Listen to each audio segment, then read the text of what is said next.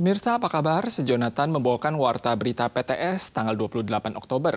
Jalur Taifun Kongray semakin bergeser ke arah barat. Taifun yang berpeluang mencapai batas teratas skala menengah ini akan mendekati atau bahkan langsung menerjang Taiwan.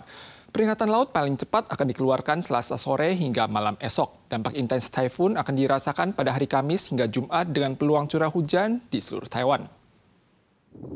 Sejak pagi, Green Island telah merasakan kekuatan pusaran luar Taifun Kongray, sementara ombak di lepas pantai Taitung juga mulai menguat. Feri penumpang Green Island Orchid Island dihentikan sejak sore hari tanggal 28 hingga 31. Taifun Kongray yang berada di perairan timur Heng Chun saat ini bergerak dengan kecepatan 13 km per jam menuju ke arah barat. Dibanding sehari sebelumnya, jalurnya semakin mendekat ke Taiwan sehingga berkemungkinan mendarat langsung. Mulai Rabu, angin dan ombak akan semakin terasa di berbagai daerah dan hujan akan turun di Taipei, New Taipei dan wilayah timur. Dampak terburuk yang diiringi hujan deras diperkirakan terjadi pada hari Kamis dan Jumat. 会出现豪大雨的区域，就是刚刚提到会有豪雨等级以上的东半部以及北部的地区、北部的山区哦。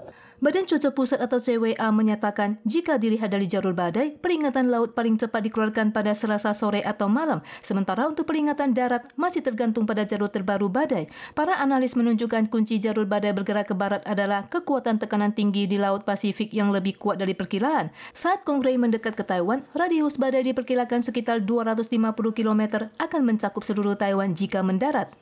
Data dari CWA menunjukkan jika Kongray mendarat ke Taiwan, ia akan menjadi badai lain yang menghantam Taiwan pada bulan November setelah Taifun kuat Gilda pada tahun 1967 yang menyebabkan kerusakan parah di Hualien. Desa Chongpu di Chiayi diguncang 8 kali gempa hanya dalam waktu 70 menit kemarin sore. Skala magnitudo terkuat mencapai 4,9 SR. Dua gempa kembali terjadi pada pagi ini. Pusat seismologi mengingatkan warga untuk mewaspadai gempa dalam sepekan mendatang dan tidak menutup kemungkinan akan terjadi gempa susulan lagi dengan magnitudo di atas 4 SR. Guncangan mendadak membuat dekorasi dinding dan barang di rak berserakan. Para karyawan toko yang panik berhamburan keluar dan melarikan diri saat terjadi gempa bermagnitudo 4,9 SR di Chongpu, Chiayi. 好怕，但是应该没事了啦。可能很久没有震了，震一下。 Tak hanya satu kali, 8 kali gempa bumi beruntun terjadi mulai sekitar pukul 2 sore di sekitar desa Chongpu di Chiayi. Produk kebersihan dan minuman dingin di toko swalayan berserakan dan ada juga tembok pembatas yang runtuh dan menimpa mobil yang diparkir. Pusat serangkaian gempa kali ini berada di Chongpu membuat warga khawatir terulangnya gempa besar di lokasi yang sama tahun 1941 yang menyebabkan banyak korban jiwa. 1941年，那个中埔地震，它发生的位置大概是这一次地震的上面一点点。2017年的时候呢，也是发生过一个规模5.1的一个地震，跟这一次系列的一些机制是很像，都是以逆冲地震为主的一个移动这样子。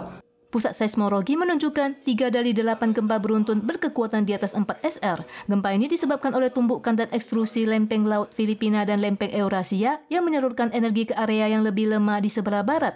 Pakar juga mengingatkan warga untuk bersiap menghadapi kemungkinan gempa susulan berkekuatan di atas 4 SR yang terjadi dalam seminggu mendatang. Lagi-lagi terjadi insiden mengemudi tanpa SIM yang menewaskan korban. Kemarin, seorang pria berusia 18 tahun di distrik Peitun, Taichung mengemudi tanpa SIM dan menabrak seorang pejalan kaki, kemudian melarikan diri. Ia ditangkap polisi setelah menabrak gardu listrik di pinggir jalan. Namun sayangnya, korban yang tertabrak telah meninggal. Pengemudi mobil hitam tak cuma tidak mengurangi kecepatan saat melewati gang, namun juga menabrak pejalan kaki yang kemudian terhempas ke jalan. Namun mobil tersebut tidak berhenti, malah menggilas korban. Korban dilarikan ke rumah sakit namun telah meninggal. Insiden ini terjadi tanggal 27 pagi.